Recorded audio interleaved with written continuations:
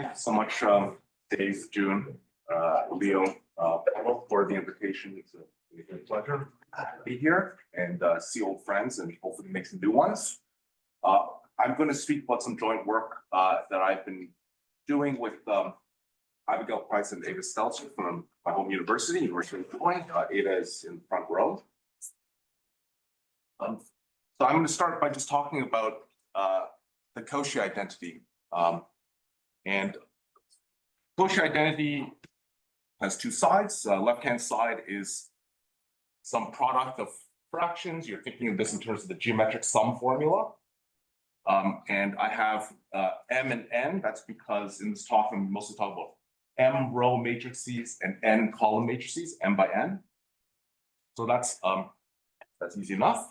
On the right-hand side, we have a sum over partitions lambda, and we're using the same partition for these two Schur polynomials.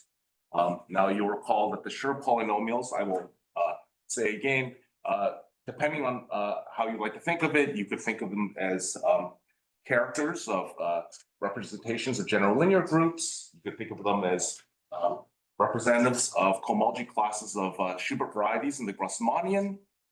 You could think of them perhaps in terms of classes of degeneracy loci of vector bundles over a projective variety, smooth projective variety. Or you could think of them in terms of generating series for semi-standard Yong tableau. This identity is equivalent to many important things in algebraic combinatorics and representation theory, not least of which is the Schur-Bowel duality, which relates the representation theory of symmetric groups and general linear groups. And from the combinatorial perspective, it describes or it is equivalent to the statement that the Schur polynomials form an orthonormal basis of the ring of symmetric polynomials. What I'm going to do in this lecture is give three interpretations. And I would say basic, maybe textbook interpretations of this Cauchy identity in terms of A, combinatorics, B, representation theory, and C, commutative algebra. I hope to, if I do my job correctly, I will explain everything that is necessary in these three sections. And our main goal is to introduce something we call bicrystalline ideals. And the idea is to provide a synthesis of the main ideas of Grobner basis theory and something known as Kashiwara crystals in terms of A, B, and C. And hopefully I will try to convince, or I'll try to convince you of some of the applications of this concept. Okay, so let me start with the combinatorial interpretation of the Cauchy identity. And in particular, I'll do the left-hand side, this product of geometric sum formula expressions. So put your attention here. This is a matrix of non-negative integer coefficients. And I'm going to assign a cost to it. The fact that this 2 is in row 2 in column 1 means that I'm going to assign x2, y1 quantity squared. The fact that this 1 is in row 1, column 2, and it's a 1, there's a 1 there. And the fact that there's a 3 in row 2, column 2 means that there's a 3 in the exponent of x2, y2. Okay, so that's a particular cost that you could apply to this matrix. And I want to ask you to remember one thing from this, which is this sequence 1, 5, 2, 4. So I'm just going to write this in short form: x1 to the 1, x2 to the 5, y1 squared, and y2 to the 4. So 1, 5, 2, 4. It'll come back a little bit later.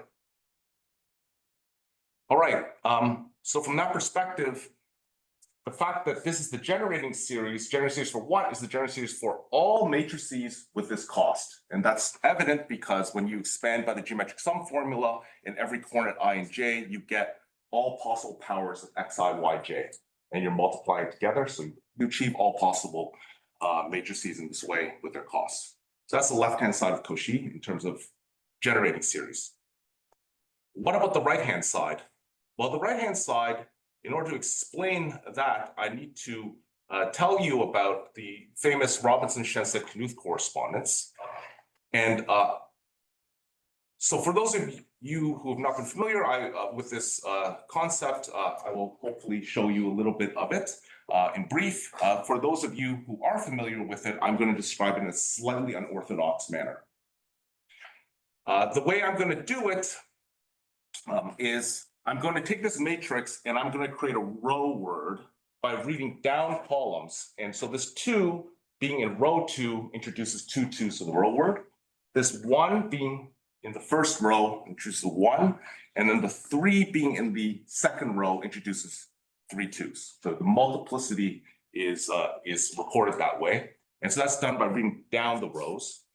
And the column word is done the same way, except you're going to read in normal English reading order, except you're recording the column indices. So what we'll do here is we'll apply something called RSK row insertion to both the row word and the column. Let me just do this in slow motion, because maybe you haven't seen these sort of things before. Can you see here? Okay, so I hope. So we had 0, 2, 1, 3.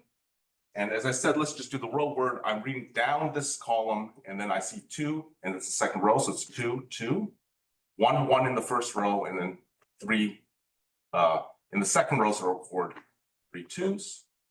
And the Schensted bumping or Robinson-Schensted bumping algorithm says that I'm going to create some sort of tableau object by taking this number and trying to insert in the first row, and it will go there because nobody is complaining. Second number comes here, and we'll try to go here, and it does not beat the 2 because it's equal to it, so we'll just go to its right. Imagine filling some sort of audience. 1 here will come along and say, I am more important than you, so it will bump the lowest number that it can to the left. And this 2 will then go into the second row and proceed to fill the next row of the audience. And then this 2 will come along.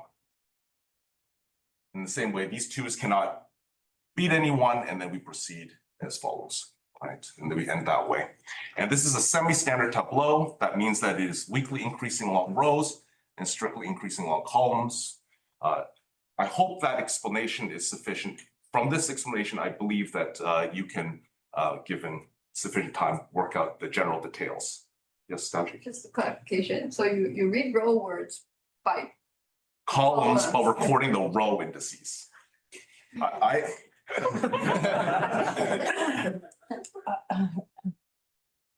Yeah.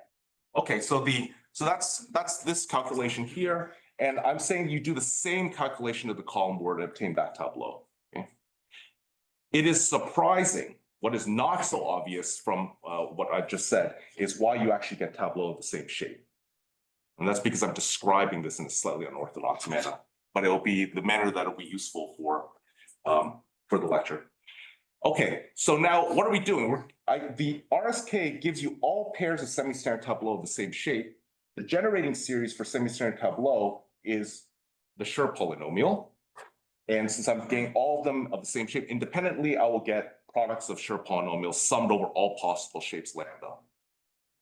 Now, since this bijection RSK is what we call weight-preserving bijection, it preserves these numbers in the way that you want them to. Therefore, the combinatorial interpretation of RSK is that this is equal to that through a weight-preserving bijection. So that's the first interpretation of Cauchy identity. Are there any questions? All right, second interpretation will be in terms of representation theory and just the basic elements of representation theory. So reminder, a representation or a complex linear representation is going to be described in 2 ways. First way is a homomorphism from your group to invertible linear transformations of some finite dimensional vector space V.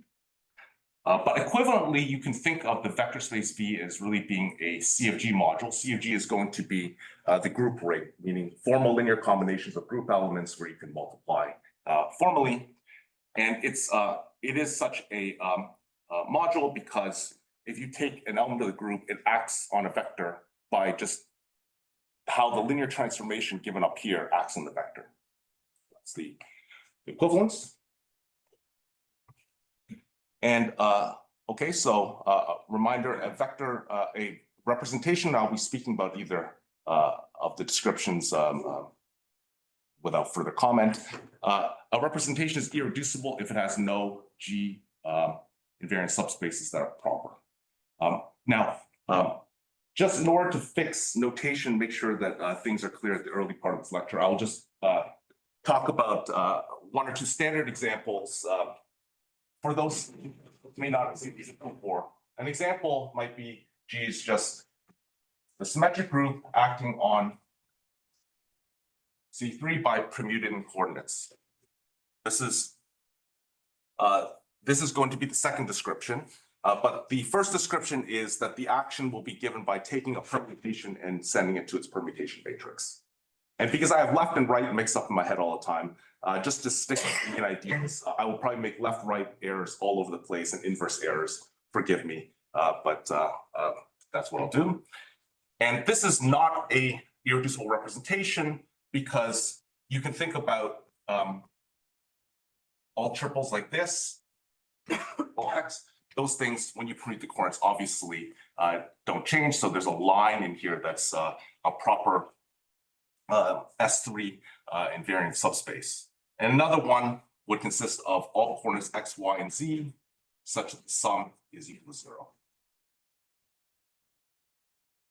So these are two subspaces. They decompose the direct sum, the C3, and they themselves are irreducible. So that's the notation I'm talking about. There's a word that I wish to use, that's a notion of being reductive. What it means in the context we're at is just that every representation can be decomposed as a direct sum of irreducible representations with some multiplicity. So in this case, that would be the decomposition that we have here because all finite groups are reductive. Now, another example that I should mention in the situation is just another simple example would be C star, complex numbers non-zero, acting on, I don't know, Cn. And by dilation, by rescaling every coordinate the same way.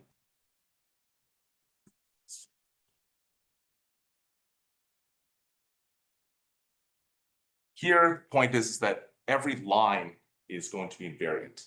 So this decomposition is not irreducible because every basis of Cn will give you an irreducible decomposition.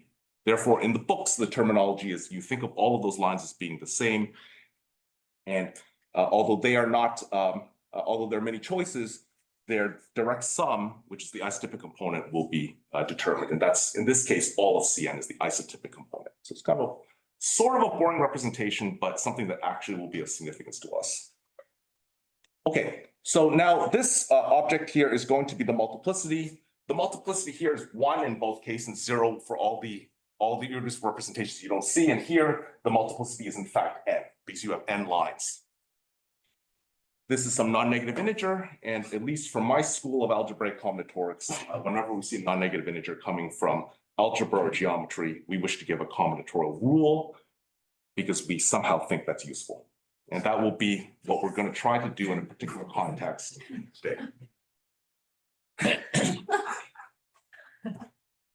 Okay, so a little fancier version than the second example there, which will be important, is whenever a group is C star to the R, it's an algebraic torus, the terminology. Now, in general, any abelian group will have one-dimensional representations, and here we can actually describe what we call the rational representations very easily. So in terms of the homomorphism description, a tuple of R complex numbers gets sent to this monomial T1 TR, where you have fixed some particular vector of integers, and that's the weight. On the other hand, from the second description, as I said, this is defining a one-dimensional representation, just like in the case of the second example there. There are many vectors that span that line. You choose one, and that's what we call the weight vector. And this sex thing says that the action of your element of your group on a vector is given by the vector itself times that eigenvalue. So it's a weight vector and weight. All right, with those basics out of the way, let's reinterpret the left-hand side of Cauchy identity. So remember this innocent sum of product of geometric sum formulas. Here, the vector space we're going to use is matrices, complex valued matrices. And the group we're going to act on is by rescaling the rows by, just rescaling the rows, that's a M torus, and then rescaling the columns, that's an N torus. So altogether, it's a C star to the M plus N. So it falls into the situation in the last example. Now, because the group acts in the vector space, it acts on its ring of functions in this sort of twisted way. And I'm going to identify matrices by their coordinate functions, okay, in the usual manner. Okay, so that's where we're at. Okay, so I want to understand this representation. Well, since this is a abelian group, it decomposes into one-dimensionals. What is the space that we're after? It's going to be monomials. The space, well, you have a vector space of monomials, and they are obviously stable under the action of that group. That's what we call the weight factors. And if you calculate the weight, right, from just the definition, you'll see that the weight is 1524. That sequence of numbers that I asked you to remember a little while ago.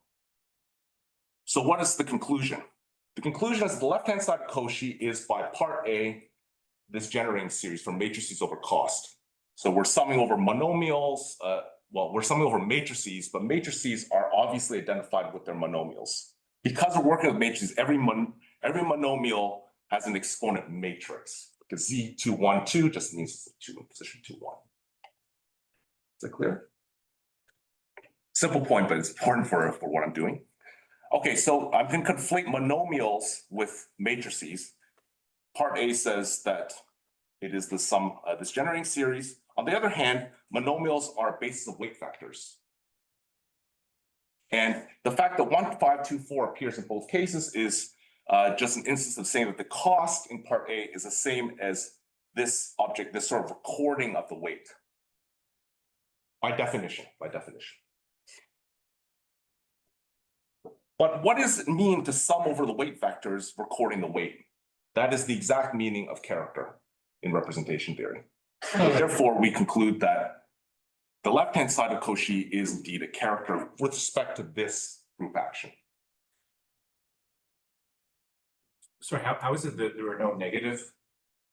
This is pardon?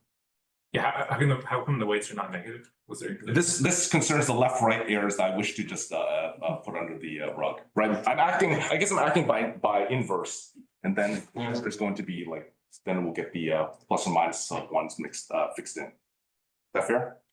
I claim that if you just do this the way it should be done, things will be fine.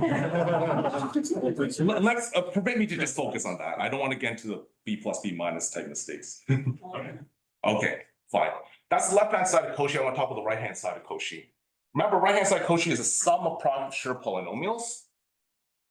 And so for this, I cannot give such an elementary first principle explanation because it was, in fact, I'm relying on the results of a doctoral thesis, the doctoral thesis of Schur, 1901.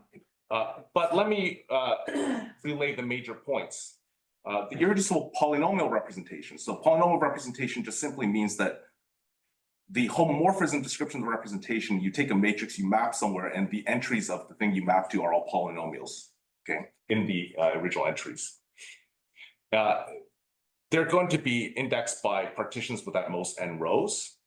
And the character of this representation, so again, character means here that this is a GLN representation, but I think about the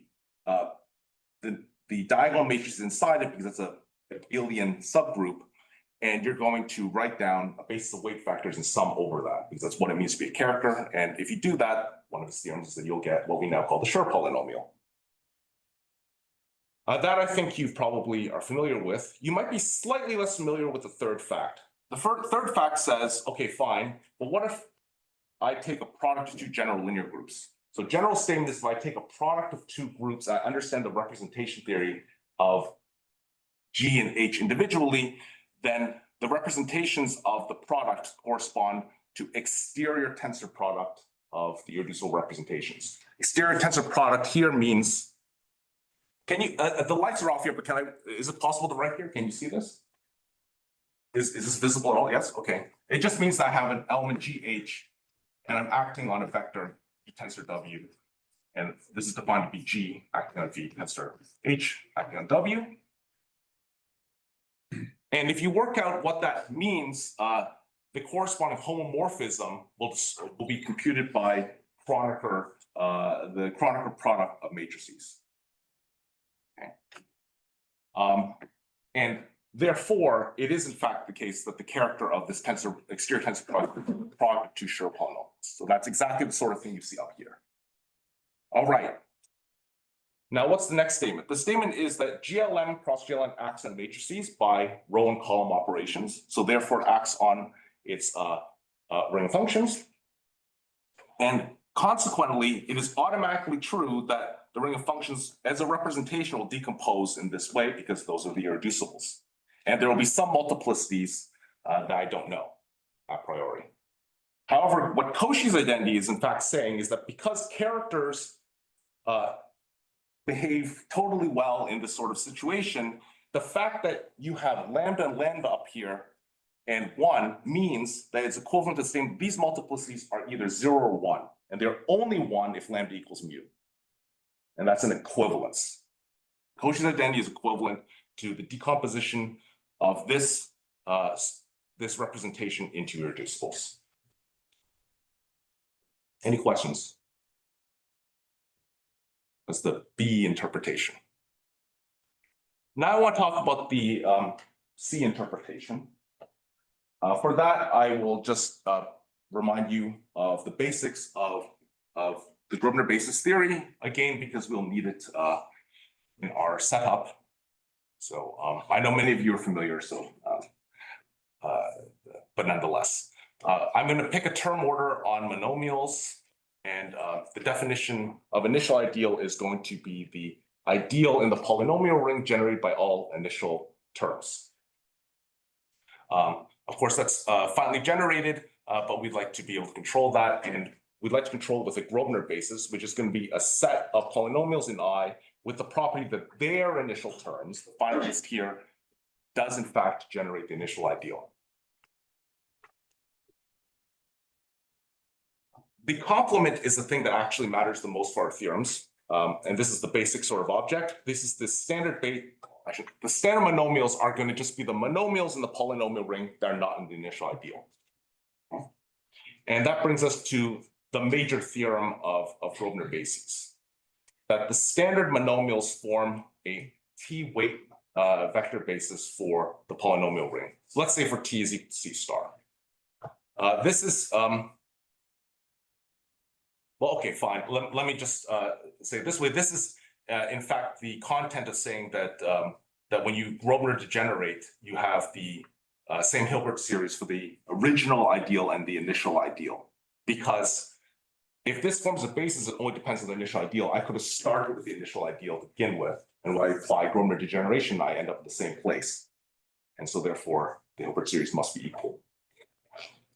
Okay, so that's so let's keep simple. If the torus is just C star acting by dilation, as in our second example on the board, well, what does that mean? That's equivalent to saying that the variety, let's say inside C to the n, is defined by degree homogeneous equations, or equivalently, it means it's a affine cone over a projective variety, or equivalently, it's saying that the ring of functions decomposes in this graded way.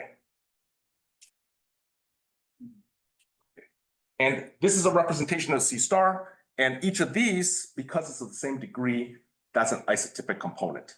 It's the weight D isotypic component. All right, so now what?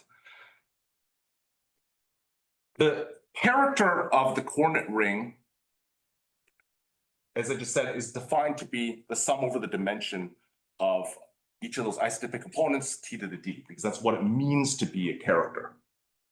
On the other hand, this has another name in the literature and textbooks. That's called Hilbert series. So in that one connection, you see the relation between representation theory and commutative algebra. Characters are Hilbert series. More generally, if you, under mild conditions, if you have a torus character for some other torus, then that's what is often called the multigraded Hilbert series.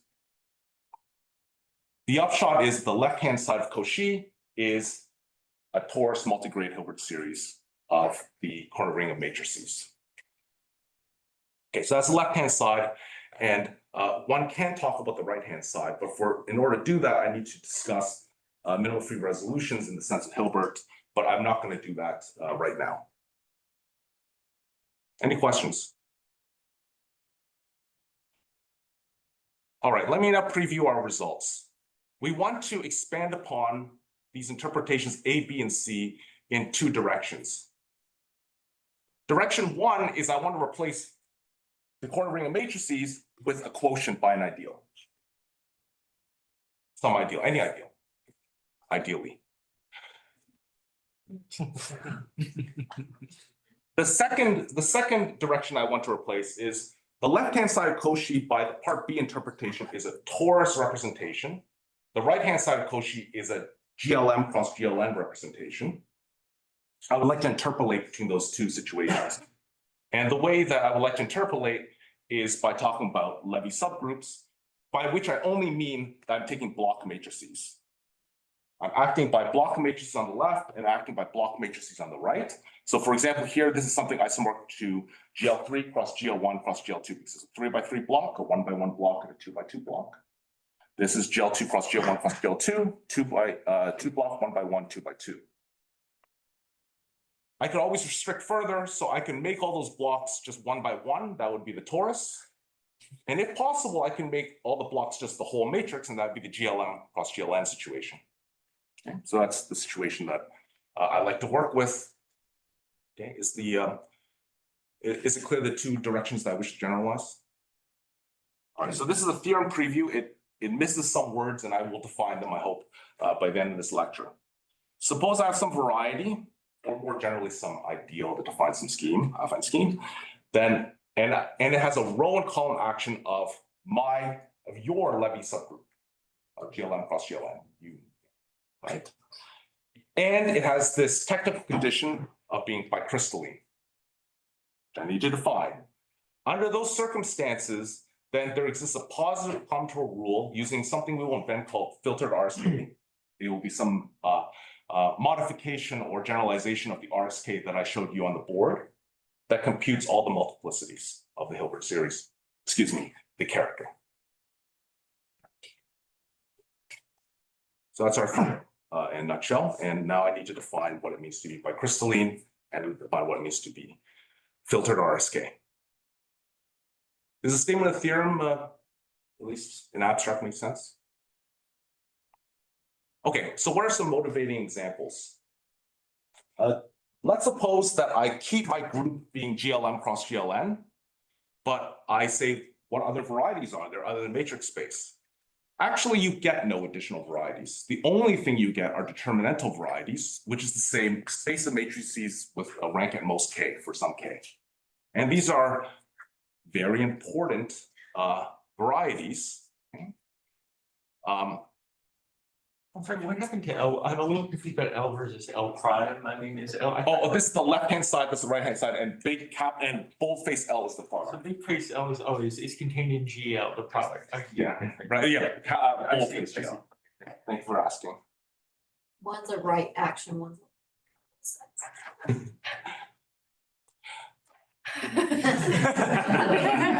Okay, so, but that's right. I do wish to just talk a little bit about determinantal ideals because it's a significant motivation for us. It's significant, for example, in the invariant theory, the fundamental theorems of invariant theory for GLV acting on vectors and field vectors. And the major result is that, so you may know that in that theory that there's something called contractions, and they generate the invariant ring. And the relations are given by minors of matrices in those contractions. But what Hilbert taught us is there's not enough to just know the relations, but we like to know the relations among the relations and so forth. And that is now totally understood through work of Kempf, Lascaux, and Weyman. And in that sense, we have a very strong understanding of these ideals. But there are no other varieties for that full action. Now, the second example First one then, can I ask which lambdas survive? which lambdas in the it's going to be lambdas with length at most. Is it k or k minus 1? Yeah. All right. So now what we can also do is, or rather, I should say it this way. Bill in 1991 talks about what I'm now discussing is Fulton's Schubert determinantal ideals, and it came from studying the degeneracy loci. And these are matrix analogs of Schubert varieties. So let's think about the group action of B minus cross B on matrices rather than GLm cross GLn. And the statement is that they are going to be unions of matrix Schubert varieties. Every matrix Schubert variety is going to be itself the orbit closure of a partial permutation matrix. Yes. Sorry, I don't I missed maybe something. What do you mean when you say no additional varieties? I'm confused about that. An example 1. There are no additional reducing irreducible varieties with the GLm cross GLn action. Okay, so these are the only ones with the GL, okay, Only varieties. Varieties. Yes. varieties. There are other ideals and people do worry about them, but they're not radical. I see, They're not okay, prime. that's the essential, okay, All right. they're not reduced. Now, we could think about like that could be a perfectly reasonable group. However, my only complaint is it's not reductive. Not a reductive group action. So we can't talk about the multiplicities. But that would be maybe one complaint. But what we can do is we can fix it. Depending on the descent structure of W, the permutation structure, we do obtain possibly many Levy actions. And the reason why we want to study that is because in example 1, the breakthroughs on the minimal free resolutions, they're described GLm cross GLn equivariantly. They use the representation theory structure, the reductive representation structure. And in our dreams, we would like to do something like that here. Okay, so example 3 is one I heard from Alan some 20 years ago, and I think it appears, he tells me it appears in one of his works from 10 years ago. And these are what I'll call double Bruhat ideals. I shall actually try to get some examples at the end of this lecture. So the double Bruhat cells, those of you who work in total positivity and cluster algebras know that they have some significance, and these are somehow the matrix analogs. And under certain circumstances, they also have a Levy action. We can think about them. Fourth example was suggested by Richard Ramani, and it comes from his paper with co-authors some 13 years ago, but also is studied and worked by Virginia Fink. Again, I will describe it more, but they are also matrix varieties with a Levy action. Here it's going to be GLm. We use the full GLm action, but then you use the torus action for column scaling. Okay. In general, these ideals are quite hard to calculate, but in some cases they are indeed known and we study them. Okay, so what is the problem we want to solve? I want to just restate it again concretely. For example, maybe my variety is going to be 4x4 matrices of rank at most 3 with a 0 in the northwest. Just what does that mean? I have a 0 here, and I'm saying this 4x4 determinant vanishes.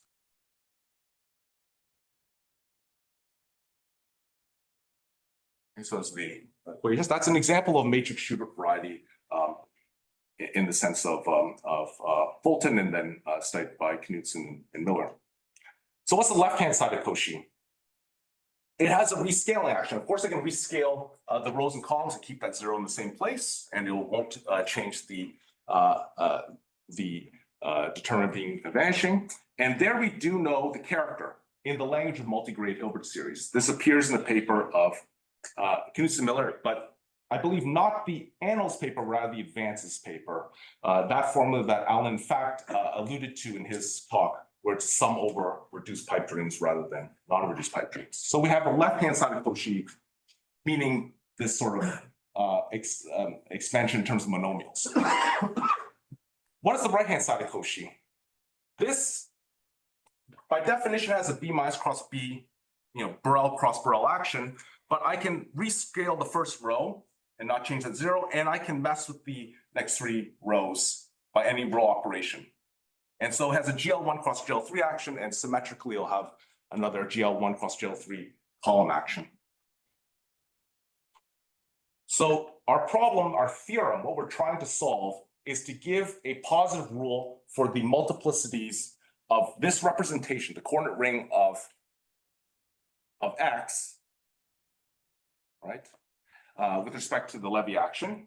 And let me just show you what the right-hand side looks like in any given example. It looks like this. It's an infinite, it's a power series, and it's going to be, well, let's look at 2 generic, it looks roughly like the right-hand side of Cauchy, because the right-hand side of Cauchy, you remember, is like product of 2 sure polynomials, 1 in X, 1 in Y. So that's what I've set it up to look like. But there are some differences.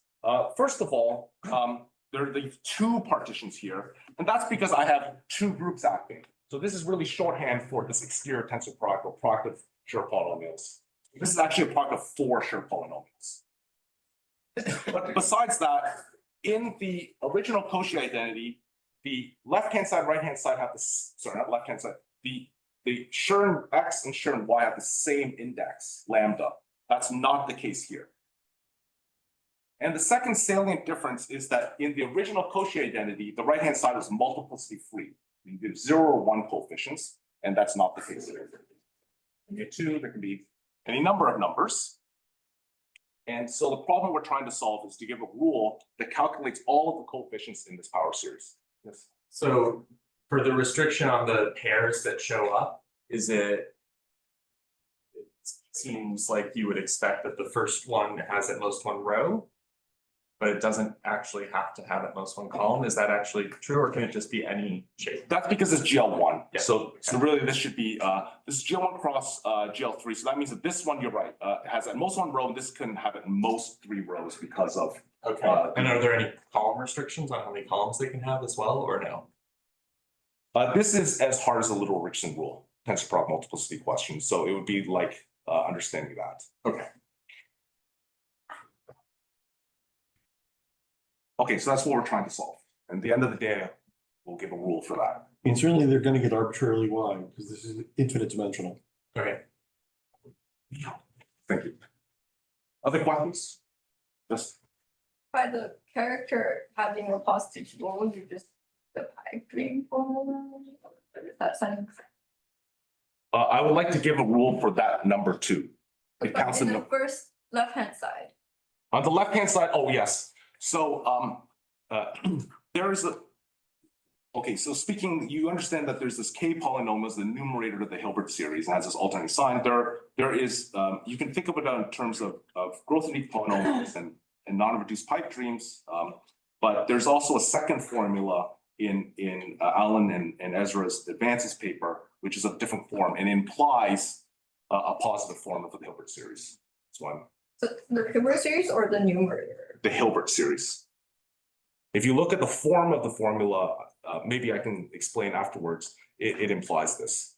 Ask a question on that. Yes. When you go to generalize this, I guess you're looking for varieties that have sort of this product GLn action on the left and the right. So Correct. it's not just arbitrary set some That's right. zero. Say again? You can't just arbitrarily set some entries equal to 0. You have to be kind of careful about what rank conditions and what zeros you impose. That's right. I mean, you wanted to have this, you choose your Levi and you choose your variety and you insist that it has this action and this bicrystalline condition, which I've yet to define. When you say positive formula for the Hilbert series, sort of positive in what? I mean, if it's just sort of counting vector space dimensions, then that's. already positive. It would be computing something about pipe dreams, yes. I mean, if basically you're, maybe I can explain afterwards, it's easier, yeah. I mean, we will do it by the usual method. Alan, do you agree that your formula in your paper with Ezra is a Hilbert series formula, positive? Yes, it's very nice of you to ascribe this to us, but it implies a positive formula like you're saying. Yeah, so I have this question, like in the usual story, these S box X are has a like polynomial representative. Do these guys here look like the? Oh, yes, these are, this is just my showing for product of sure polynomials. Oh, In these are- different, yeah, this is really a tensor product if you want.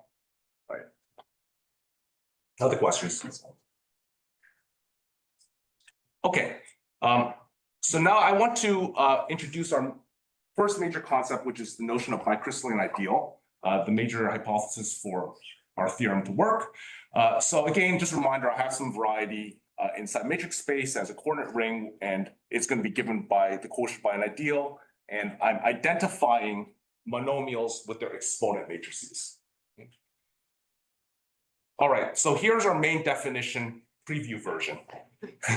An ideal is bicrystalline if you can find a term order such that every element of the standard basis satisfies that it's closed on the bicrystal operators of Danilov and Cauchy and Van Leeuwen. So there are some operators and matrices which I need to make sure that when you hit a standard monomial, you retrieve back a standard monomial or some null element. What I'm going to do first, I'm going to at least explain the nomenclature of crystal. So crystal here refers to Kashiwara's work from 1990. It's not my position to restate all of combinatorial theory in the next minute or two, but let me just briefly explain the situation. Into the 1980s and into this work in the early 90s, people are interested in questions like tensor products of representations of simple Lie algebras, Lie groups, and also Levi decomposition, so branching rules. And they had case-by-case analyses. Let's say for type A, we have Littlewood-Richardson rule, and then what do you do for type B? What do you do for type C? What do you do for type D? As I understand, was the focus at UC Davis. It's Fibsac. Kashiwara described in 1990 what we now call as crystal bases. He gives a nice little description in terms of graphs, and he proved that he conjectured they exist for all types, but he proved the classical groups. There was some work of Lustig at the same time that constructed objects geometrically that would be attached to the same thing, but it wasn't so clear at that time. In 94, what Littleman did was he introduced his path model for all types. Because in his path model, if you read his paper, especially the first one, you'll have things that will look very much like crystals, but he didn't have a proof that that was in fact what they were. All right, and then all of this has its roots in standard monomial theory. And in fact, going back to Hodge, I defer to Daoji or Xi Liang for conversations about that. So that's what crystals are about. Now, I'm not going to explain all of crystal theory, but if I do my job right, I will be able to explain to you the key combinatorial element of crystal theory in the next page. So I'm going to talk about crystals on words. So words is just a sequence of numbers like that, okay? And what Kashiwara does is he defines, he calls a raising operator, EI, and a lowering operator, FI. So I is some choice of index. So if I equals 1, he's looking at the subword consisting of 1s and 2s. The rule is the following. Look at that subword of 1s and 2s and turn every I, in this case 1, into a right bracket, every I plus 1 to a left bracket. So this is a 2, so it gets a left bracket, left bracket, left bracket. What does the lowering operator do? It turns the rightmost unmatched right bracket to a left bracket. So let's just look at that here. In this case, the rightmost unmatched right bracket is the third one. And that corresponds to that position. And so this 1 when it turns to a left bracket, it means that that 1 turns into a 2. And there's a similar rule where you switch right and left, but as you know what I've said about that. And you get a raising operator. Now it's possible that you have a bracketing that's completely paired off, in which case it sends it to this null element. That's the main idea or the synopsis of Kashiwara's crystal operators. Okay, what do we do?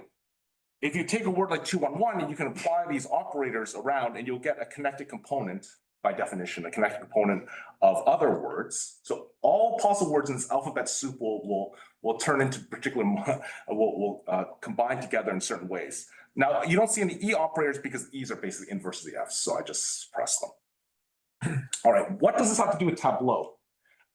This is the picture that we have here. If you take a Tableau, you read it from column down columns from bottom up, so 211, and you'll notice that 211 is that word here, and I claim that when I apply F1 here, you get 212. That is exactly the reading word of that Tableau, and everything matches up as expected.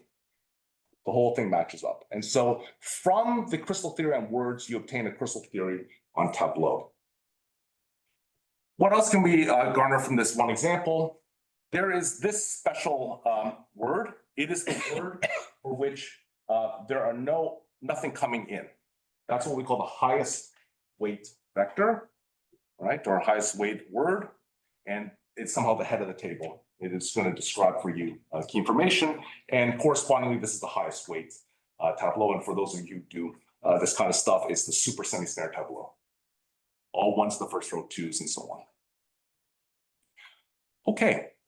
That's crystal operators in a nutshell. What are bicrystal operators?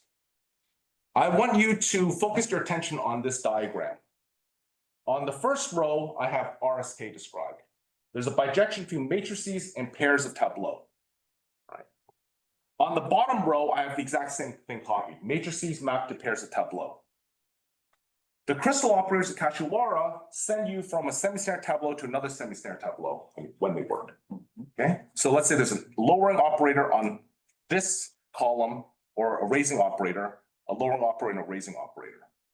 The question is, does there exist operators on matrices which make this diagram commute? That is that if I have a P and Q Tableau for those of you who know the lingo, and I modify the P Tableau with a crystal operator, there's a corresponding operation on matrices that will work. And the theorem of Danilov, Cauchy, and I think independently Van Leeuwen is yes, and it can be explicitly described. Here's basically the picture. You take a matrix and you have this sort of, I'm only going to focus on the row operation. That means I'm modifying the P Tableau. And just in brief, what you'll see here is that the bicrystal operators only affect 2 consecutive rows at a time. And it's not hard to define. You read the word in this way that that mocked me in, right? The row word, 1, 2, 1, 1, 2, 1, right? And you apply, you use the crystal operator and you'll get the word 2, 2, 1, which corresponds exactly to that matrix. And from what I just said, I hope you can recover, if necessary, the bicrystal operator. This is the rows, and then there's a similar one for the column operators. That's why this is bi. Okay. Yes. Back on the slide. So there isn't any question that it exists, right? I mean, I can follow it this way.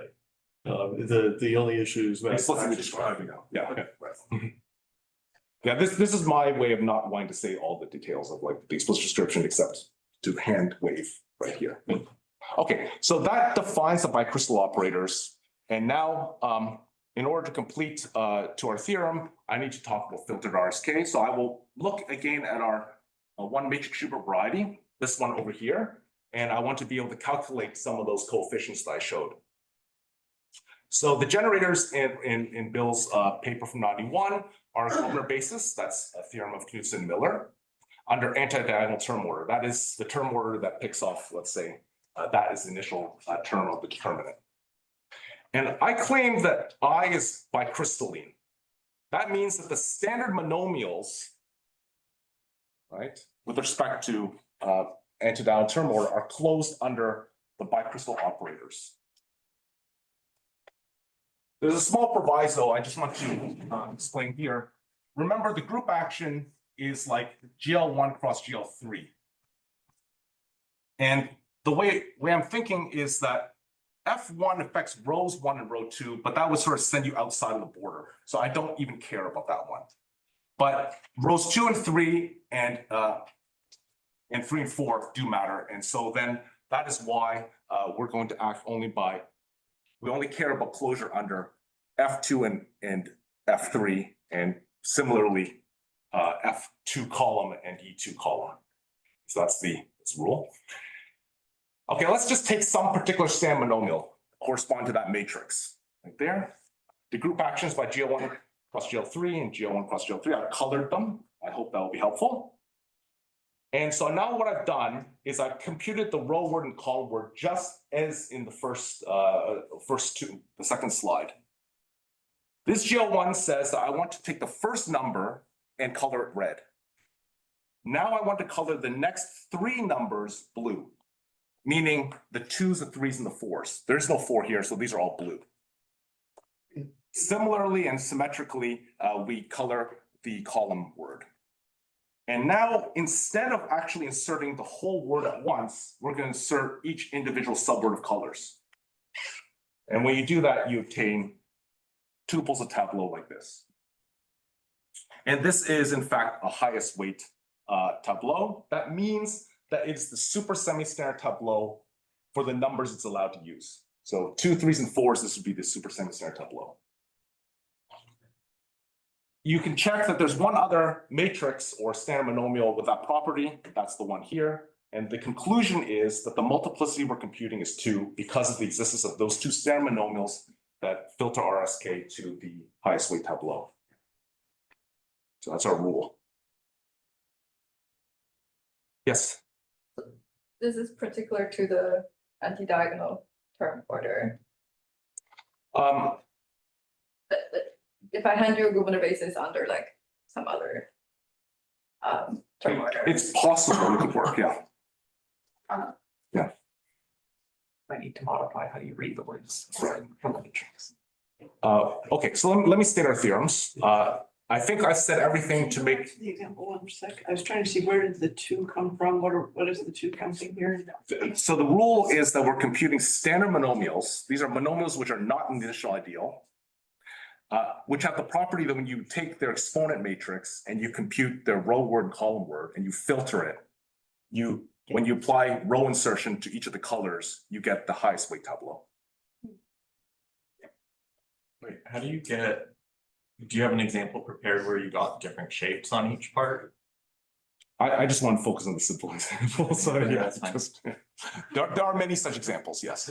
Where, yeah. Okay, so to state our main results again, our first theorem is that if I have some ideal and I have a Levi action on my variety or the scheme by row and column operations, if it is bicrystalline, which means that standard monomials are closed under those bicrystal operators, then we have a formula for the multiplicity of any irreducible representation as the number of standard monomials which filter RSK the highest weight tableau.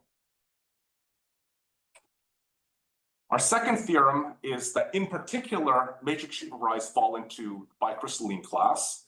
In fact, matrix supervised or unions of matrix Schubert varieties with respect to diagonal term order. I mean, that's our choice of term order.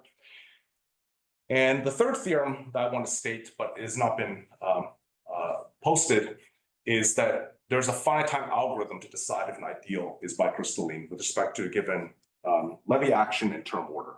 The reason why this is a theorem is that the definition of being bicrystalline means that you look at this infinite collection of standard monomials and you have to check that all of them are closed under these bicrystal operators. And so the question is how to turn that into a finite time algorithm. I have a few minutes, so I just want to show you some examples that I hinted at. Let's start with this matroid example. Here's a vector configuration with a bunch of repeated vectors. And what Ramani and his authors, as well as Berger and Fink, are interested in is the GL2 cross T orbit of this vector configuration. So the vector configuration of the columns, right? Defining some matroid, realizable matroid. And so you'd like to have the T orbit closure of that Well, you'd like to understand the orbit, and you'd like to understand the orbit closure. So let me just take a moment to explain what's going on. The fact that the first two columns are the same means that that's rank 1. So that's 2 by 2 minor vanishes. The fact that these two columns are different means that that's invertible. Okay, so you have closed conditions that this determinant vanishes, and open condition that this determinant is non-vanishing. Obviously, it's contained in the scheme defined by just the closed conditions, just by points of topology. However, they can be different. I mean, a dumb example would be take 2 by 2 matrices of rank at most 1. That's my closed condition, which are also invertible, which is like my open condition. The intersection is empty, which is obviously not the same as rank 2 by 2 matrices that are rank 1. Okay, but that's actually kind of a funny example. In general, the intersection of the open closed conditions is non-empty, and so it will actually fill up an irreducible component. Therefore, the question of figuring out what the equations are in general comes down to some sort of prime decomposition, which I can tell you in fairly simple cases are not that easy to calculate in our computer. Okay, what's the content of Berger and Fink? What we do here is we've computed what's known as the K polynomial, and I've done it in terms of Schur polynomials and then other monomials, because this is the character of GL2, and these are the characters of the torus. And Berger and Fink have some formula for it, although I admit that I actually just used a computer. As you're probably well aware, the Hilbert series is the quotient of the K polynomial and the standard denominator. A lot of focus is put on the K polynomial for good reason, but as far as I can tell, there's no way to turn such an expression to a positive expression by any sort of manipulation, right? Because you have signs everywhere up here, you're dividing by things with signs. I see no reason that you can come up with a positive formula. And what our theorem A does is it computes all of the coefficients of this infinite generating series, in this case. Second example, the double Bruja example. Up to conventions, the matrix version of double Bruja cell is going to be putting northwest minor conditions and southeast minor conditions. So for example, one might be setting Z11 to 0, Z44 to 0, and then the northwest 3 by 3 minor and the southeast 3 by 3 minor to 0. This is an irreducible variety and it's bicrystalline, and it has an interesting action that you can check for yourself. And what our theorem does is it computes all of the coefficients of its character. Here is one particular such calculation showing that a certain multiplicity of an irreducible is 1. Third example is a non-reduced example, and I thank Steve and Sam for suggesting it. Its motivation comes from invariant theory and the bitableau theory of Rota and collaborators, but I'm just going to show the simplest example. Let me take 2 by 2 matrix and square it. That's an instance of this sort of thing, and think about the ideal defined by it. This is again bicrystalline. The initial ideal, initial term would just be that thing, which has that exponent matrix. And in this case, it's simple enough. You can just calculate by hand what the character is. I mean, you can write down a proposition of what the character is, and it's very simple form. It looks like a Cauchy identity. All right, so conclusions and summary. The lesson that I wish to draw from Cauchy's identity is that even if you have a simple generating series expression or a simple torus character or Hilbert series expression, but you have this additional group action, then you should try to use that group action to regroup the monomials into these more into Schur polynomials. So this is again the same sort of philosophy applied by the Kempf-Lesku-Weyman theory for determinantal ideals. That leads us to the following central thesis. If you want to find a combinatorial rule for the irreducible multiplicities of some coordinate ring under, the algebraic group action, define a crystal structure on the standard monomials. The instantiation of this central thesis for bicrystalline ideals, in doing that, we obtain a uniform combinatorial rule for Levi characters of any bicrystalline ideal. And hopefully it's of some use in various examples. And specifically, our results are new for Schubert, matrix Schubert varieties. In that case, what our rule is a common generalization of the Cauchy identity, Knudsen and Miller's Hilbert series formula, and in fact, the Littlewood-Richardson rule. Thank you.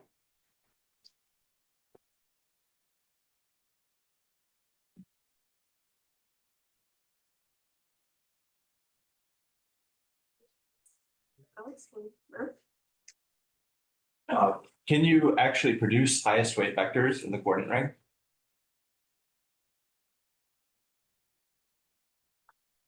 No. Dave? Maybe it's maybe related, but in situations where perhaps you don't know a Grobner basis a priori or the Syzygies, Right. So this is is that input to your theorem, I guess, or can you say something about cases where previously that part of the structure was not known? That's right. So there's, in fact, in practical examples, you want to know about the initial ideal and therefore the standard monomials. Now, Alan has work where you don't actually compute the Grobner basis. You have alternate ways to achieve understanding of that.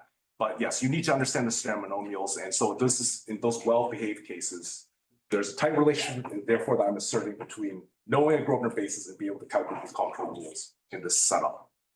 You're right. Jenny? So is there like a similar story for the dual Cauchy where you have 0, 1 matrices on one hand and long prime on the other? I invite you to talk to Ada about that. Oh, sure. Sarah? Are the graphs that you get out of these things the same as what you see with crystal graphs? In terms of like a local description of what they have to be in order to be a crystal graph? Bicrystal, yeah, they'll be basically parts of bicrystal graphs. Because what it's really saying is that those standard monomials are in this soup and they're matrices, right? And so you apply because it's closed, it's saying that if you have, let's say, the highest wave vector, you have the entire component of the crystal graph. So all we're doing is talking about those. And that's why the crystal graph, the character of the crystal graph is a Schur polynomial. And so that's why it's important that it be closed. You're achieving the entire Schur polynomial this way. I have a question maybe for this. Are there some cases where you recover some of the symmetries of RSK or like properties of first rows? Oh, you infiltrate RSK. Yeah, it does RSK. It's not so obvious to me. For like one of the things is that it doesn't have like when you're doing this filtered RSK, you're not getting like, the same symmetries, right? Because you're actually breaking up into these different possible partitions. Yeah, so there's a way to interpret like Robinson-Schensted in terms of like nilpotent matrices or components of Springer fibers. Do you know if like that's compatible with your filtered RSK? I don't know. Thanks for the question. This is kind of related, I guess, to what Dave was asking. But I mean, could you do a calculation as if you had this bicrystal structure, or do you need the bicrystal structure to do the calculation, or could you just see what happened? Right. You know, and just get an answer without knowing that it worked, and then just see if it made sense or if it was positive or something like that. What you could do is, as is typically the case in the situation, I give you some defining ideal, and I compute the fake initial ideal, pretending it's a Grobner basis. Then I would have fake standard monomial basis, standard basis, and then I could have a fake bicrystalline calculation. And you could see maybe if it worked or not. Right. Other questions? Can you go back to the slide with your main theorem? Yeah, okay, so you pointed out earlier that the standard monomials are infinite. So I guess in general, it's easy to find like lower bounds for these dimensions because you want to. Because you can find some, right? Yeah. Mm-hmm. Do you have any, I don't know, any algorithmic results or intuition about when you can actually kind of like achieve quality here? Because this generalizes the Littlewood-Richardson rule, all questions of that form would be at least as hard as the ones you would ask for Littlewood-Richardson coefficients.